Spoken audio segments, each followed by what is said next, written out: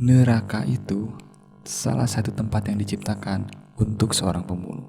Maka dari itu, jangan sesekali Anda menjadi pembunuh. Nama gue Razef, selamat datang di channel gue, Razef FMR.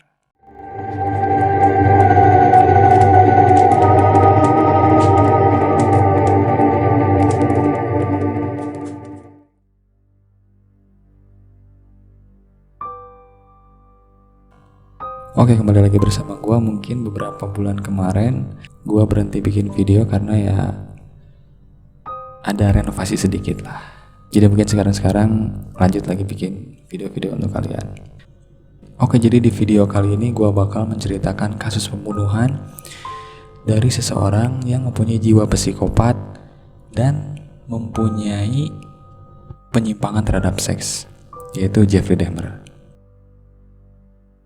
Jadi secara singkat ya, dari dunia internasional, dulu ada kasus Jeffrey Dahmer yang terungkap di tahun 1991. Dahmer diketahui sudah melakukan perbuatannya itu sejak tahun 1978, sebelum akhirnya diketahui publik di tahun 1991. Ia sudah membunuh 17 pria dan anak laki-laki sepanjang tahun tersebut. Tak sampai di situ, Dahmer juga mengkonsumsi bagian tubuh korbannya. Akibatnya, ia divonis hukuman penjara 15 kali seumur hidup atau 957 tahun. Namun demikian, Dahmer tewas dengan luka serius di bagian kepala lantaran diserang dan dipukul menggunakan gagang sapu oleh teman satu selnya pada 1994. Jeffrey Leone Dahmer adalah pembunuh berantai dan predator seks asal Amerika Serikat. Ia tercatat membunuh 17 pria dan anak laki-laki antara tahun 1978 hingga 1991. Sedangkan pembunuhan lainnya juga terjadi antara 1987 hingga 1991. Pembunuhan tersebut melibatkan pemerkosaan, mutilasi, nekrofilia, dan kanibalisme. Secara singkat ya, nama nekrofilia diambil dari bahasa Yunani, nekros yang berarti mayat, dan philia yang berarti cinta. Jadi nekrofilia adalah jenis penyimpangan seksual yang membuat pengidapnya menikmati berhubungan intim dengan mayat. Pada awalnya Dahmer lahir di West Allis, Wisconsin pada 21 Mei 1960. Ia lahir dari seorang ibu yang bernama Joyce Enid dan ayah bernama Lionel Dahmer, yaitu seorang ahli kimia analitik. Pasca kelahiran adiknya saat usianya 7 tahun, ia menjadi pendiam dan menunjukkan sedikit hobi maupun interaksi sosial yang cukup aneh. Pada saat itu ia sering bersepeda berkeliaran di sekitar kompleknya. Tetapi tujuannya itu untuk mencari hewan yang sudah mati. Nah, kemudian hewan yang dibawa si Dahmer ini itu dibawa ke rumahnya untuk dibedah. Gua nggak tahu ya untuk untuk diteliti atau di gimanain gitu hewan. Nah, kita tahu nih bahwa kondisi ini menunjukkan bahwa si Dahmer ini udah nggak beres nih, udah punya tanda-tanda menjadi seorang psikopat. Hingga si Dahmer mulai minum minuman pada masa remajanya, minum minuman keras, udah mulai bandel ya, dan menjadi pecandu alkohol pada saat lulus SMA. Kemudian di tahun 1977, Lionel dan Joyce Dahmer, yaitu papa dan mamanya si Dahmer ini bercerai, dan Dahmer memutuskan untuk melanjutkan kuliahnya di The Ohio State University, tetapi keluar setelah 1 kuartal gagal gitu karena tidak menghadiri sebagian besar dari kelasnya, masih nakal lah. Nah, kemudian sempat tuh ayahnya memaksa si Dahmer ini untuk ikut mendaftar militer di Angkatan Darat Amerika Serikat. Akan tetapi ia dipecat setelah 2 tahun berselang akibat kecanduan alkohol. Kemudian ia memilih untuk tidak kembali ke rumah ayahnya dan pindah ke Florida, yaitu ke rumah neneknya. Pada tahun 1982, Dahmer pindah bersama neneknya di West Allis, tempat tinggalnya selama 6 tahun. Nah, selama ini perilakunya si Dahmer ini semakin aneh. Neneknya pernah menemukan manekin pria berpakaian lengkap di kamarnya si Dahmer. Ternyata si Dahmer itu telah mencuri manekin tersebut dari toko baju di daerah sekitarnya. Dan pada kesempatan lain, neneknya si Dahmer ini menemukan Magnum 357 di bawah tempat tidurnya. Magnum itu senjata ya, tapi bukan laras panjang, yang senjata yang kecil itu. Kemudian ia juga mencium bau yang tidak sedap datang dari ruang bawah tanahnya. Kemudian si Dahmer ini jujur dan memberitahu kepada neneknya bahwa dia telah membawa pulang seekor tupai yang mati dan melarutkannya dengan bahan kimia. Nah, ternyata dia sempat ditangkap nih 2 kali karena menyebarkan foto tidak senonoh, yaitu pada tahun 1980 dan 1986. Pada pelanggaran keduanya dia melakukan mastru di depan 2 anak laki-laki. Di sini juga mulai nih terlihat perilaku si Dahmer ini semakin dewasa semakin jadi. Nah, karena tindakannya tersebut, ia diusir dari rumah neneknya nih dan tinggal di sebuah apartemen di sisi barat daerah Milwaukee, dan ia memilih bekerja sebagai buruh pabrik di coklat Ambrosia. Nah, sedikit mundur nih ya, ternyata si Dahmer juga sudah melakukan pembunuhan pertamanya, yaitu pada musim panas tahun 1978 pada usia si Dahmer yang masih 18 tahun. Nah, pada saat itu tuh ayahnya pergi untuk urusan bisnis dan ibunya pindah membawa serta saudara laki-lakinya. Nah, di sini si Dahmer tinggal sendirian nih. Pada bulan Juni itu, si Dahmer ini menjemput seorang pengendara sepeda bernama Stephen Hick dan menawarkan untuk minum bir bersamanya di rumah ayahnya. Dia merencanakan untuk minum minuman, kemudian berhubungan seks dengan si Hicks ini. Ketika semuanya sudah beres, mereka sudah minum minuman, si Dahmer tanpa alasan yang jelas itu memukul si Hicks sampai mati. Dan si Dahmer mengubur jenazahnya di belakang halaman rumahnya. Nah, kemudian kasus yang selanjutnya, pada dini hari tanggal 27 Mei 1991, Konerak Sinta Sompon yang berusia 14 tahun, yaitu adik laki-laki dan anak laki-laki yang dilecehkan Dahmer di tahun 1988, ditemukan di jalan raya berkeliaran dalam keadaan telanjang di bawah pengaruh obat-obatan dan pendarahan dari rektumnya atau itulah spakbornya.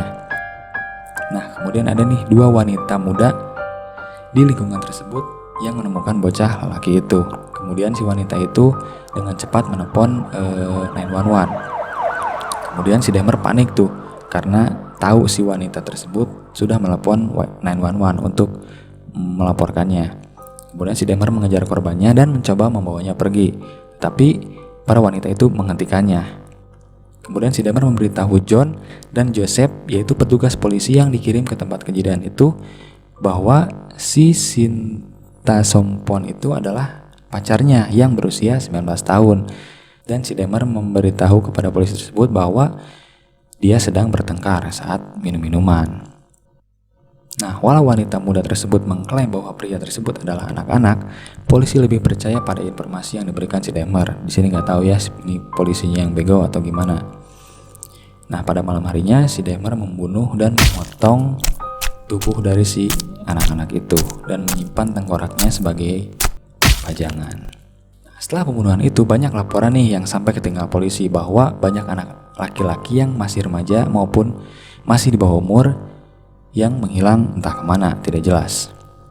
Dan pada akhirnya sempat tuh beberapa kali kepolisian setempat memeriksa rumahnya si Dahmer. Walaupun polisi mencium bau yang tidak enak, akan tetapi mereka tetap tidak tertarik untuk menyelidikinya. Gua nggak tahu kenapa ya. Saat polisi tersebut datang, padahal si Dahmer baru aja nih selesai membunuh seorang laki-laki bernama Tony Hughes. Nah, setelah dia mendapatkan banyak korbannya, si Dahmer ini mendapatkan ide yang cukup anjing lah di luar nalar. Si Dahmer ini mempunyai ide bahwa dia bisa dan harus mengubah korbannya menjadi zombie. Dalam kata lain, pasangan seksual yang benar-benar tunduk dan awet muda untuk dipakai si Dahmer. Nah, dia berusaha nih untuk melakukannya dengan cara mengebor lubang tengkorak si korban hidup-hidup dan menyuntikkan asam klorida atau air mendidih ke area lobus frontal otak si korbannya dengan jarum suntik besar.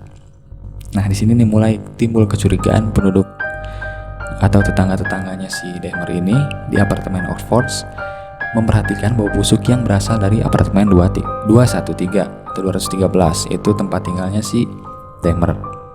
Akhir kisah kriminal si Dahmer ini berakhir saat ia mencoba untuk memikat pria yang bernama Tracy Edwards untuk diundang ke rumahnya, mabuk-mabukan, minum-minuman, dan pesta itulah gay. Setelah minum-minuman, mabuk-mabukan, saat si Edwards sedang duduk santai, Dan tanpa ada alasan yang jelas, si Dahmer ini mulai nih akan melakukan aksinya lagi. Saat ia akan memukul si Edward, beruntungnya si Edward ini berhasil melawan dengan cara memukul muka dan menendang perut si Dahmer. Edward berhasil tuh melarikan diri dari apartemennya, dia langsung cabut, langsung lari, dan menyusuri jalanan untuk meminta pertolongan. Nah, beruntungnya di situ ada 2 polisi yang sedang patroli gitu di daerah apartemennya.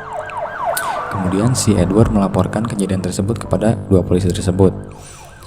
Dan tidak lama, si 2 polisi tersebut menggeledah rumah si Dahmer. Dan benar saja, setelah digeledah, polisi tersebut menemukan beberapa foto mayat dan beberapa kepala manusia di dalam lemari es. Kemudian kisah penangkapan si Dahmer ini di apartemennya dengan cepat menjadi terkenal. Beberapa mayat disimpan dalam tong berisi asam dan peralatan untuk membangun altar lilin dari tengkorak manusia ditemukan di lemarinya. Tuduhan segera muncul nih bahwa si Dahmer telah mempraktikkan nekrofilia dan kanibalisme yang udah gua jelasin tadi. Kemudian 7 tengkorak ditemukan di apartemennya. Selain itu juga polisi menemukan beberapa hati manusia ditemukan di dalam freezer. Kemudian si Dahmer didakwa atas 17 tuduhan pembunuhan, kemudian dikurangi menjadi 15. Dahmer tidak didakwa dalam percobaan pembunuhan terhadap si Edwards. Gua nggak tahu alasan apa yang membuat si Dahmer tidak didakwa dalam percobaan pembunuhan terhadap si Edwards.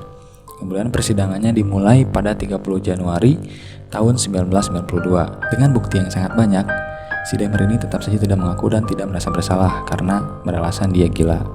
Tapi tetap saja pengadilan memutuskan Dahmer waras dan bersalah atas 15 tuduhan pembunuhan dan menjatuhkan hukuman 15 hukuman seumur hidup dengan total 957 tahun penjara, yang merupakan hukuman maksimum yang tersedia saat Wisconsin menghapuskan hukuman mati pada tahun 1853. Kemudian saat dia di dalam penjara, saat melakukan pekerjaan kebersihan di gym penjara, Dahmer dan narapidana lainnya, itu temannya Jesse Anderson, dipukuli dengan parah oleh sesama narapidana Christopher Scarver dengan menggunakan gagang sapu pada tanggal 28 November 1994. Dahmer meninggal karena trauma kepala yang parah saat dalam berjalan ke rumah sakit di sebuah ambulan, dan Anderson meninggal dunia 2 hari kemudian karena lukanya.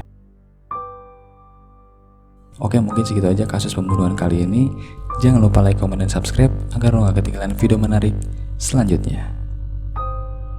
See you next time.